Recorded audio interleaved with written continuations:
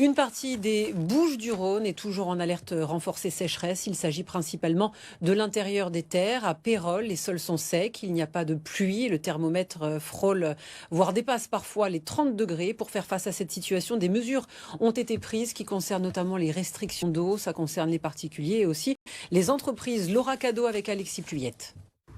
Des températures anormalement élevées pour la période et une terre aride. Face à la sécheresse, Héloïse maraîchère utilise la technique d'arrosage goutte à goutte pour ses oignons. Meilleure technique selon elle pour économiser l'eau. Moi j'aime bien ce système-là justement parce qu'il permet d'utiliser juste la quantité d'eau nécessaire pour la plante, garder l'humidité de la terre juste à l'endroit de la plantation, éviter l'évaporation de l'eau. Des techniques encouragées par la préfecture du département, un département placé en vigilance sécheresse. Une situation particulièrement préoccupante dans le bassin du Réal de Jouques, placé en situation de crise, le plus haut niveau d'alerte. Ici, il est interdit d'arroser son jardin entre 9h et 19h, interdit de remplir sa piscine ou encore de laver sa voiture. Le maire de Pérols-en-Provence, une commune voisine, alerte. Là, on a un gros déficit et on craint vraiment de ne pas pouvoir le combler.